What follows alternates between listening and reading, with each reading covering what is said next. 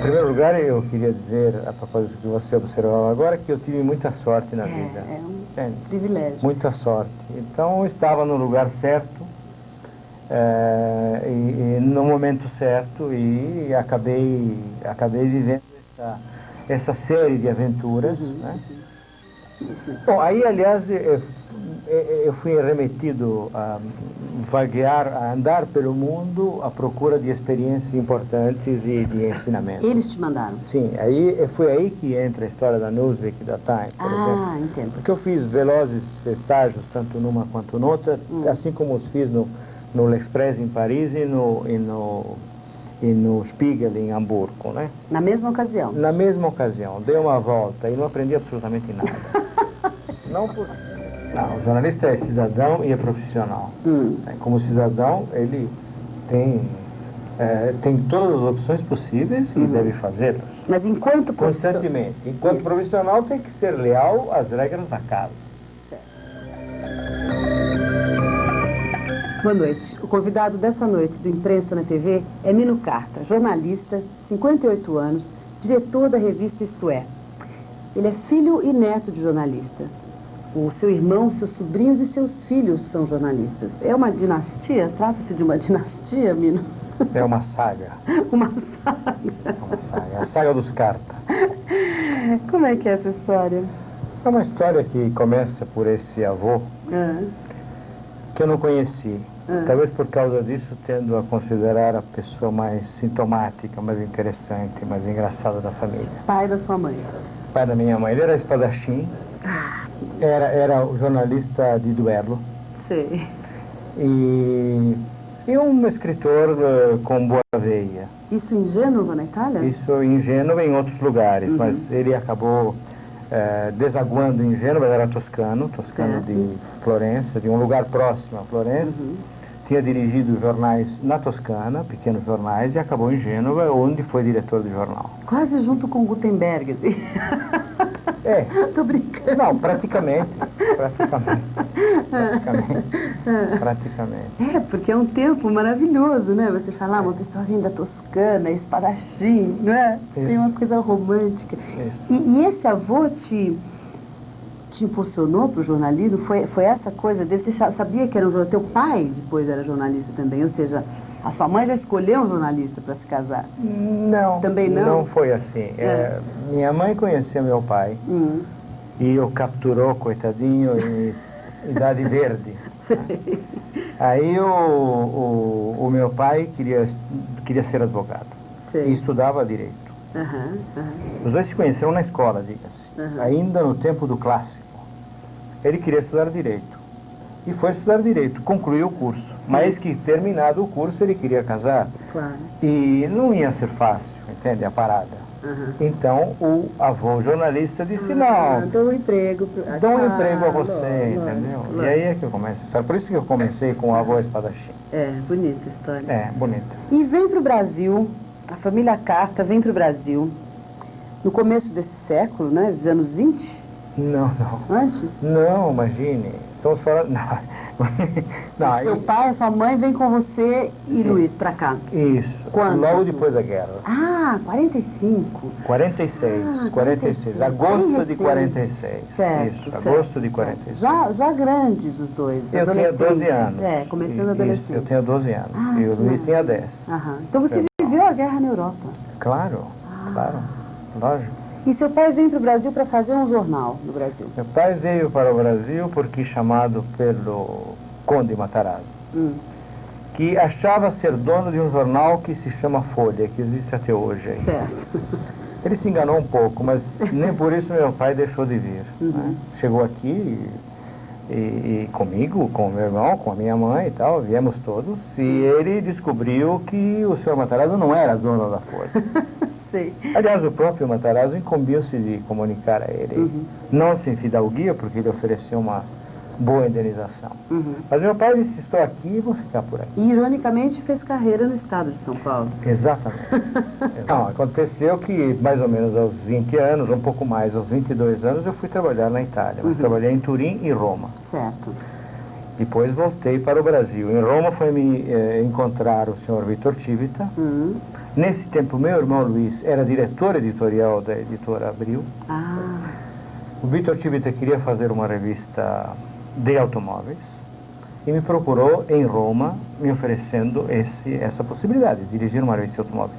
Eu argumentei com ele que a coisa me parecia muito doida, né? Porque eu não sei dirigir. Não tem carro? Não. Até hoje? Não sei dirigir. Eu não tenho carta. É uma coisa muito mais complexa. Eu não tenho carta. Por opção ou por... Bem, uma bobagem? Por opção e talvez por medo, por ter descoberto em mim instintos perigosíssimos, caso colocado no volante de um carro. Se passasse um inimigo na sua frente... Pode ser que eu atirasse o veículo em cima dele. Você também não tem porte de arma, nada disso? Não. Agora, na minha infância, quer dizer, adolescência, aos 14 anos, certo dia, roubei o carro do meu pai e saí de carro. Certo. Derrubei um muro e 4 árvores. Certo, você falou isso me convenceu que realmente não tinha um talento de volante. Mas enfim, ao Civita eu disse, olha, não tenho condições. Claro. Né? Sem contar que jamais distinguirei uma biela de uma bronzina. Não é verdade? Sim. Ele insistiu, disse, não, é assim mesmo, porque porque, na verdade, a partir de 4 rodas nós faremos uma revista que vai se chamar Veja. Olha. Só que ele não pensava num semanal de informação. Pensava num mensal? Num semanal de ilustração. Uma manchete. Concorrente da manchete. Certo. Porque a manchete era o máximo naquela época. Exatamente. E eu programava para 61. Certo. Eu cheguei aqui em 60, lançamos 4 rodas, foi um grande sucesso. É até hoje. É até hoje. É uma revista que resiste brilhantemente. Sempre muito bem feita. Bonita, é uma revista interessante. E aí nós passamos, ele começou a preparar esse plano. Jânio se elege e finalmente Jânio renuncia. E aí realmente o Brasil começa a viver um período obscuro e ele achou por bem desistir da ideia do semanário concorrente de manchete. Isso. E deixou para lá.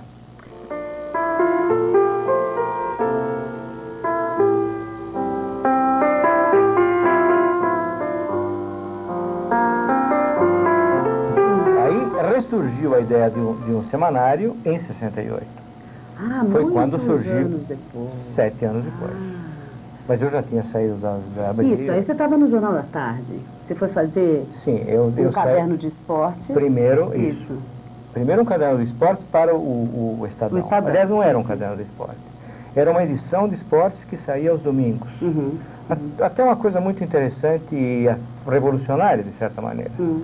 Porque foi o primeiro órgão da imprensa brasileira que usou largamente telefoto, por exemplo. Sim. Que não se usava. Não se usava. Nós mandávamos fotógrafos para o interior, faziam cobertura de jogos em São José do Rio Preto, às 4 da tarde mandavam as fotos, 5 da tarde, e nós saímos às 8 da noite, invadíamos o centro da cidade, e nesse tempo São Paulo era uma cidade um tanto diferente, vivia-se muito bem no centro dela.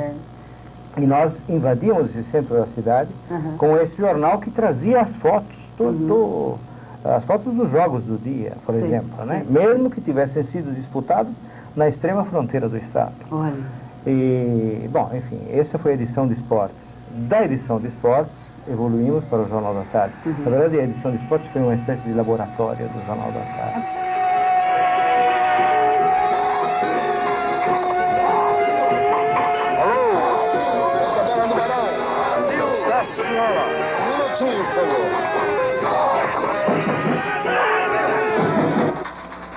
Você deve saber melhor do que onde é que está o Joffre, né, Miguel? Onde é que ele está, hein?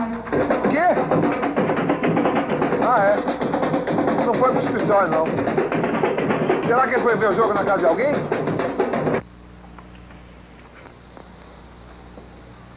Olha como a mulher dele é gostosa. Então, resolveu falar? Boazuda. Mas o que é que você quer que eu fale? Doutor. Me chama de doutor Barreto, a gente vai se entender melhor. Que colchão, meu amigo, que colchão. Mais respeito com a minha mulher. Fale baixo.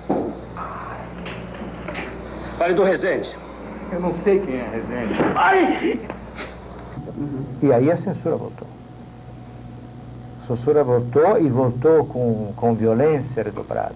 Porque aí realmente a coisa ficou... foram várias ondas, né? O governo militar teve aí ficamos com... A Veja ficou com censura até que o Dr. Roberto Civita me entregou para o ministro Falcão e com a minha saída a censura saiu também. Você foi ameaçado de prisão em algum momento? Ou chamado a depor em algum momento? Eu fui ameaçado de inúmeras maneiras, mas nunca aconteceu nada. Eu fui preso, digamos assim, 2 vezes, mas não chegou a ser uma prisão. Quer dizer, apareceram 3 truculentos senhores a bordo de uma C-14, me recolheram, me levaram para um depoimento forçado, né?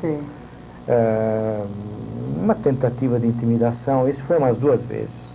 Numa delas, aliás, não foi a C-14, eu tive de comparecer ao DOPS. Você foi chamado a comparecer? Ao DOPS, e fui, e passei 3 dias divertidos, sendo entrevistado pelo delegado Fleury, o célebre delegado Fleury. Você aproveitou e já fez uma reportagem ali no ato. Bem, no primeiro dia ele me colocou... 3 dias com o Fleury. No primeiro dia ele me colocou numa sala do DOPS, numa velha sala desse velho prédio estranho, né? E havia um sofá, no fundo dessa sala. Eu sentei lá e uma cadeira no meio da sala. Aí de repente abre-se a porta e atiram um escombro humano dentro da sala. Me deixaram... Não acredito, com aquela pessoa ali que você não sabia quem era? Sim, me deixaram lá 1 hora, provavelmente para preparar o meu... Uau! Mas enfim, nada, não sofri nada, ninguém nunca me ameaçou fisicamente. Havia telefonemas e etc e tal, devo ter prestado qualquer coisa como 30 depoimentos na Polícia Federal, mas nada de que não possa me lembrar com absoluta tranquilidade. Certo. Entende? Nada que me tenha assustado e realmente perto do que sofreram tantos outros brasileiros, nem dá para falar, né?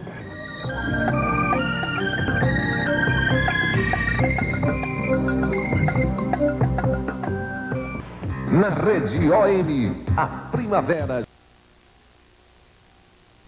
Mino Passa, jornalista, diretor da revista Isto É, o convidado dessa noite do Imprensa na TV. A gente estava conversando, Mino, do tempo em que você ajudou a criar a revista Veja. O tempo da ditadura militar, aquela dificuldade toda, a censura. Quantos anos você ficou na Veja? Você me obriga a um exercício aritmético infernal. Aliás, em geral o jornalista brasileiro não se dá bem com a matemática. Não. Mas enfim, eu cheguei a abril e parti aí para a viagem europeia e depois americana em janeiro de 68. E saí da Veja oficialmente em fevereiro de 76. De verdade, em dezembro de 75. Fim de dezembro de 75. 8 anos. 8 anos. 8 anos de capo da Veja. Isso, de diretor da Veja. Depois, a certa altura, eu virei, inclusive, diretor da editora. Ah, não diga? Sim, eu fazia parte de um grupo como de Tomás, diretores. Como hoje, Karma. Hoje, talvez.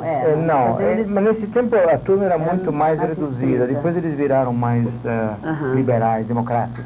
Mais. Naquele tempo era só uma aristocracia. Veja bem, Veja bem é uma frase horrenda, né? Escapou. Isto é bem. Não, mas nem isso. Nem isso. Veja bem, eu tenho um pavor de certas expressões que são gastos demais. Mas enfim. Noi, innamorati d'improvviso, noi, ti leggo in viso quello che tu vuoi e corrisponde a ciò che io vorrei. Mi sento sciogliere dagli occhi tuoi. Eu l'impressione que ora morirei. Você sai da Veja e cria uma concorrente, a Isto É. Sim. Né? Como foi isso? O mercado brasileiro tinha espaço para uma segunda revista de informação? Ou você estava ressabiado com essa experiência da Veja, achava que a Veja estava extremamente comprometida com a ala mais conservadora do jornalismo e queria fazer uma revista mais aberta? Como foi a experiência Isto É? Já estava na tua cabeça desde os tempos da Veja? Não. Eu saí da Veja... Muito bravo, imagino. Decepcionado. Né, com os homens, né, com vários homens. Certo. Mas tudo bem. Né? Claro. Não é que a gente deva se surpreender demais. Não. Meu lema de vida é um lema de Antônio Gramsci, que é um dos meus ídolos, digamos assim, e é otimista na ação, pessimista na inteligência, ou cético na inteligência, querendo. Mas enfim, quando eu saí, o Luiz, meu irmão, e o Domingos Zogaray, sócios na Editora 3, preocupados com a minha sobrevivência, me chamaram, que os honra muito, me chamaram para fazermos juntos uma revista mensal, que teria de ser anódina, inodora, incolor, entende? E que, sobretudo, não falasse de política. Que, sobretudo, não falasse de política. Convidaram a pessoa errada, então. Imagine, eu estava a fim de sobreviver e, portanto, tudo bem. E a intenção era realmente essa, porque o que se pretendia era não chamar a atenção da censura sobre a Editora 3. Claro, especialmente porque você tinha acabado de sair da Veja naquela situação. Havia uma série de circunstâncias que recomendavam esse tipo de comportamento. De sorte que eu fui para lá e por 10 meses, a partir de maio de 76, nós fizemos uma revista que chamava Isto É, porque havia esse nome perdido numa gaveta do Domingo, e o Domingo achou que ele servia, né? E fizemos essa revista por 10 meses como semanal, como mensal e dentro desse padrão. Certo. Nesse tempo, a censura começou a sair de todos os lugares. Certo. Quer dizer, saiu da Veja primeiro, depois acabou saindo do Jornal do Cardeal, do Opinião, enfim, dos jornais que tinham censura, que padeciam de censura naquele tempo. E aí, em março de 77, chegamos à conclusão que poderíamos tentar fazer um semanário de informação com um formato diferente daquele da Veja. Adaptado às nossas precariedades, ao nosso pouquíssimo, escasso numerário. Né? E qual era, então, a ideia que ocorreu de imediato? Sem grandes preparações, sem grandes esboços, sem grandes ensaios preliminares. Ocorreu a ideia de que deveríamos fazer, digamos assim, uma revista de autor, uma revista assinada. Porque o que poderíamos ter? Pouquíssima gente trabalhando nela.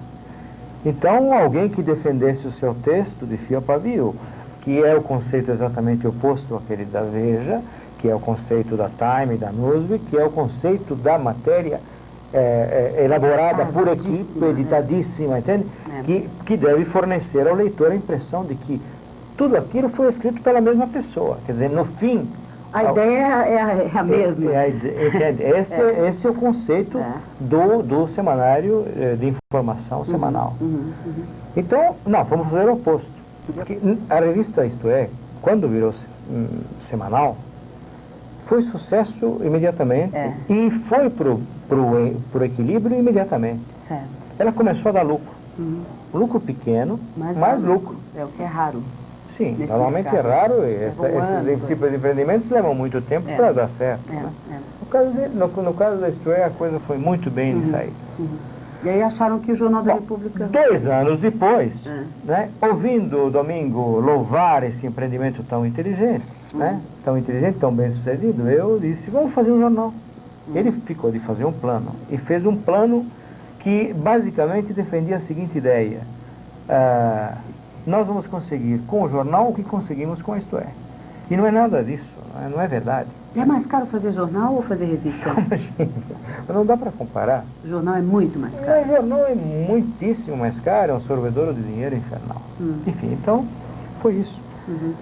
Quando saímos, nós não tínhamos publicidade suficiente para aguentar a parada. E um mês depois, sem publicidade suficiente, o que numa revista seria... razoável? Sim, seria razoável e seria administrável, digamos, né? Num jornal ficava impossível. Certo. O jornal acabou morrendo em 4 meses, mas abriu um rombo notável e então o que aconteceu? Apareceu Fernando Moreira Salles e praticamente comprou a revista Isto É, tapando o buraco do jornal. Entendo. Vamos falar um pouco de televisão. Você fez televisão também, né? Um dos seus empreendimentos como jornalista, foi trabalhar em televisão. Você teve 2 programas, eu me lembro do Jogo de Carta na Record de São Paulo. Imagino que se a gente está falando para outros estados não tenham visto, porque era um programa que ia só para São Paulo. E depois, mais recentemente, fez o Primeiro Mundo, aqui também para São Paulo, né? Uma produção independente, do mesmo grupo que faz o Imprensa na TV. Como é que foi a sua experiência em televisão? Você gosta de fazer televisão? Como é que você vê o jornalismo em televisão hoje e tal? Olha, a televisão para mim começou em 76, quando eu saí da Veja. Porque houve outra pessoa que estava preocupada com enfim, a minha sobrevivência, e era um publicitário chamado Lívio Rangão, um publicitário muito importante, sim, que marcou profundamente uma pessoa linda, tal, e preocupada comigo. E o Lívio, então, vendeu a ideia de um programa na Tupi. Um programa que assumiria temas, entende? Então, o sexo e o brasileiro é o sexo, o brasileiro e o futebol, o brasileiro não sei o quê. Né? Nada de política, aliás. Certo. Embora, é claro que programas desse tipo acabam tendo algum tipo de implicação política. Mas aí, nós chegamos a gravar 3 programas. Sim. 3 programas. Foi a minha primeira experiência na televisão. E quando o programa iria estrear, no dia 4 de julho de 1976, o Armando Falcão mandou uma ordem expressa para Ele tinha um problema com você, não? É uma coisa que me honra. Exatamente. Contarei aos meus netos ao pé da lareira. Você foi meu inimigo e não meu amigo. É isso, o nosso Trotsky. Aí, essa foi a primeira experiência. Depois eu fiz um programa mais tarde, de novo na Tupi, já aí em 78. Certo. E o programa morreu com a Tupi. Eu cheguei a fazer 7, 8 programas. Era um programa muito engraçado, eu acho. Era uma grande gozação. Acho que chamava Minucarta, acho. Não lembro. Mas era uma grande gozação, porque era em cima exatamente para gozar a censura, né? Sim. Então era um programa no qual eu podia subitamente sustentar que, para resolver o problema demográfico no Brasil, nada como uma bomba atômica, entende? Certo, falar... Quer dizer, solta a bomba atômica em alguns pontos do país, entende? Você reduz a população pela metade e aumenta incrivelmente o arrendamento de precário. Sem dúvida. São coisas elementares. Então eu falava essas coisas, morreu com a Tupi. Depois eu fazia uma entrevista num programa que, se não me engano, se chamava 90 Minutos, na Bandeirantes. Lembro. Fazia uma breve entrevista e tal. Eu fui dispensado simpaticamente quando decidi entrevistar a Reis. A Reis, puxa. Entrevistei a Reis, era a primeira entrevista, isso que hoje é um imagino. velhinho lindo e inofensivo. Olha que loucura. Pois é, e aí me dispensaram neste episódio, porque não sei o quê. Aí fiz o Jogo de Cartas, né? Que também acabou por pressões as mais variadas. O último programa foi com o engenheiro Leonel Brizola, durou 3 anos. E aí fiz esse programa com o Dante Mattiusi, que é um programa que, sinceramente, eu resisti muito para fazer, porque eu não me vejo fazendo alguma coisa que não tenha um fundo polêmico. Certo. Eu preciso polemizar e tal. Você quer brigar. Né? Brigar não digo, mas polemizar, discutir, ter a possibilidade da crítica, entende? Abrir o caminho da crítica. Você disse que não vai ao cinema, mas certamente já foi muito. E aluga muitas fitas de vídeo. Então vamos falar um pouco dos favoritos. Tem alguns favoritos? Algum cineasta que fez a sua cabeça? Alguma fita que você revê sempre? John Ford. John Ford, fez a cabeça. Não, fez a cabeça, não sei, porque tanta coisa que fez a cabeça. É verdade. Mas John Ford realmente não sei, nesse momento da minha vida, eu tenho a sensação de que John Ford realmente é o diretor que mais me atingiu. Os brutos também amam, é isso? Não, o que ele fez? Paixão dos Fortes. Paixão dos Fortes, é. Mas o Tempo das Diligências, isso, Rastros de Ódio. Rastros de Ódio, é.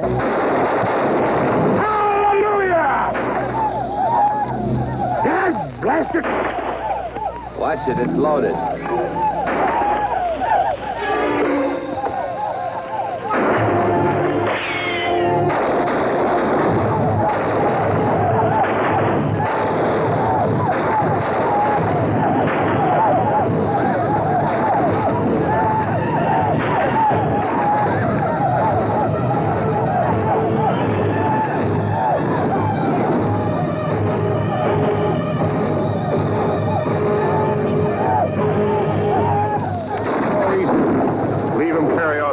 wasn't dead. Well, Reverend, that's Thursday. No, and you stay out of this. All of you. I don't want you with me. I'll need you for what I gotta do.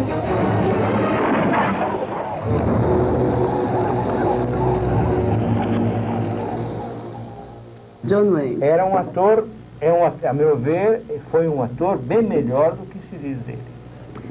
Mas dizem que politicamente ele era terrível, né? Sim, mas isso... Como ator eu acho bom também. Olha, pode ser que fosse. Agora, isso não tem nada a ver.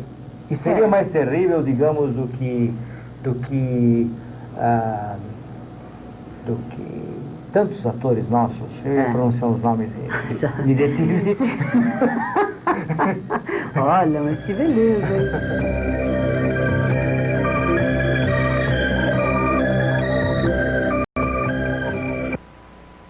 Na Rede OM, a primavera chega mais cedo. Porque, sem querer menosprezar absolutamente o trabalho que a Veja fez, a entrevista inicial do Pedro Collor é uma entrevista que foi dada à Veja de caso pensado.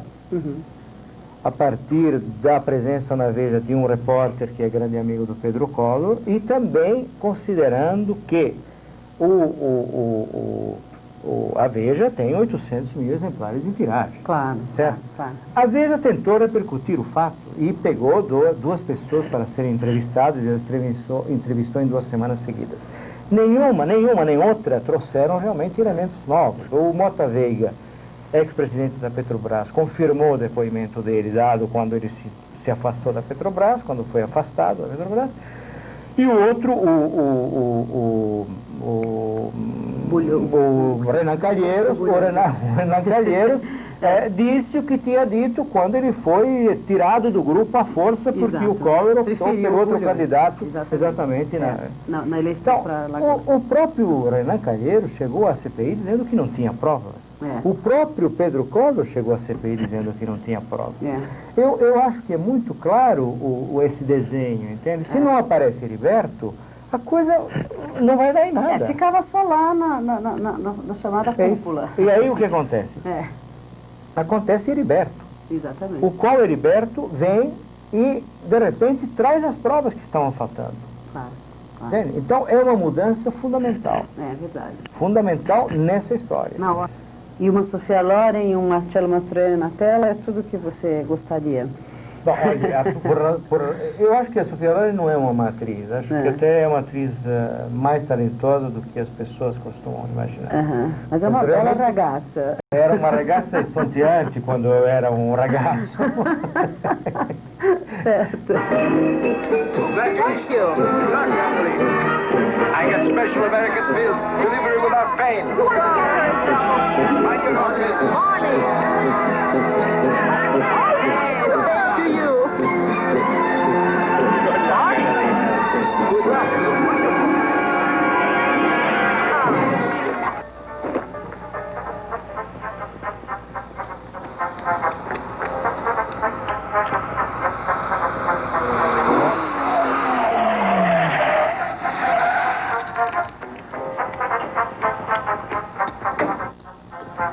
Thank you. Oh, dear. Please, could you give me a hand? I've had some car trouble. I think it's terrible.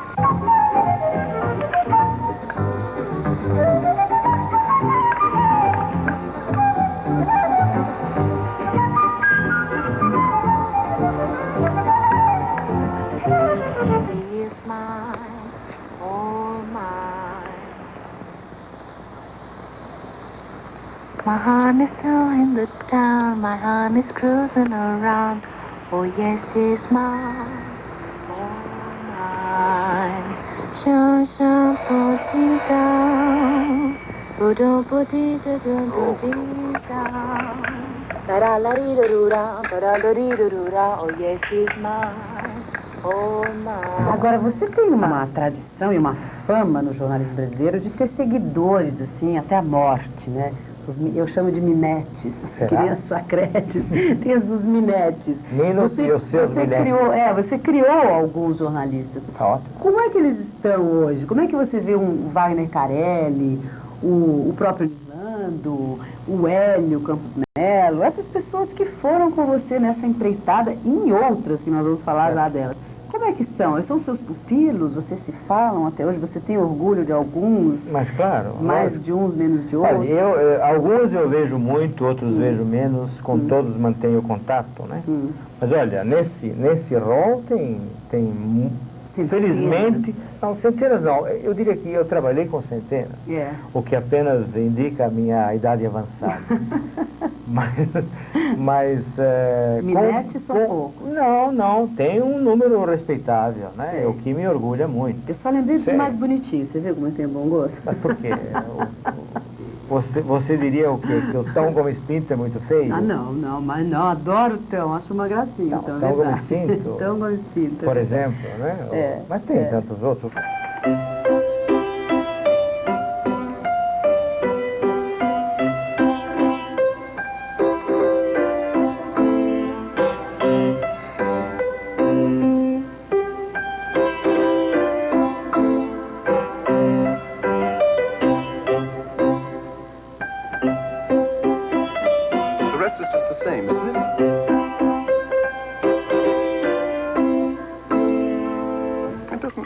Does it?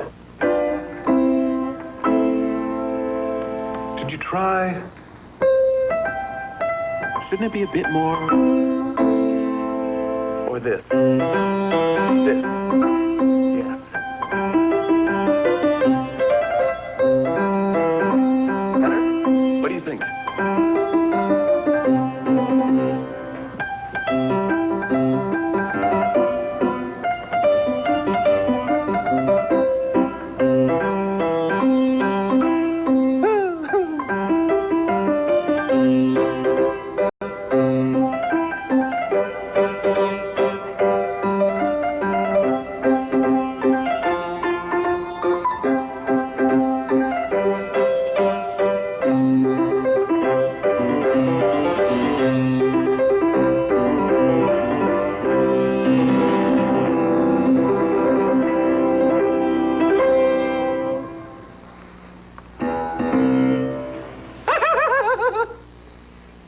Música, ouvi dizer que é Mozart.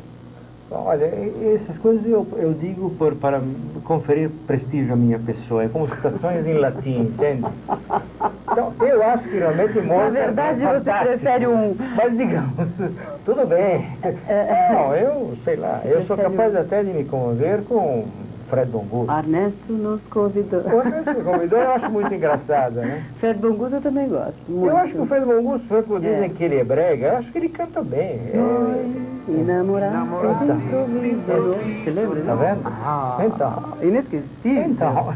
Inesquecível. É isso aí.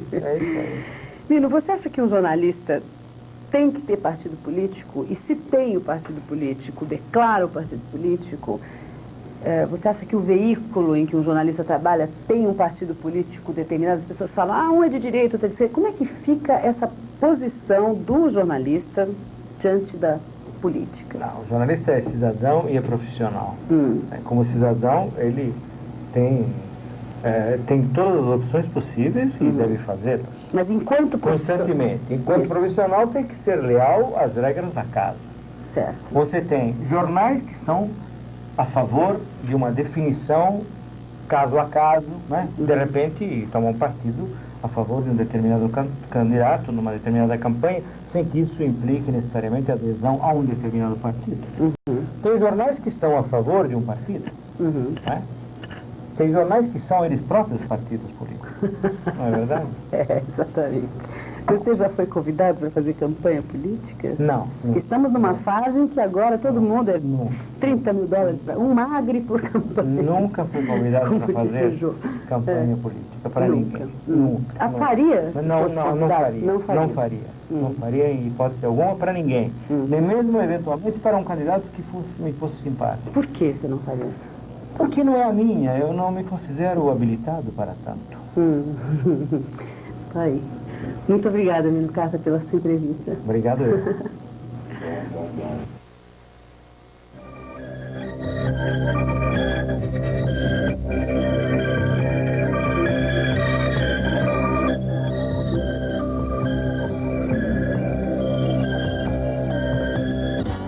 Na Rede OM, mais um show de gols para você.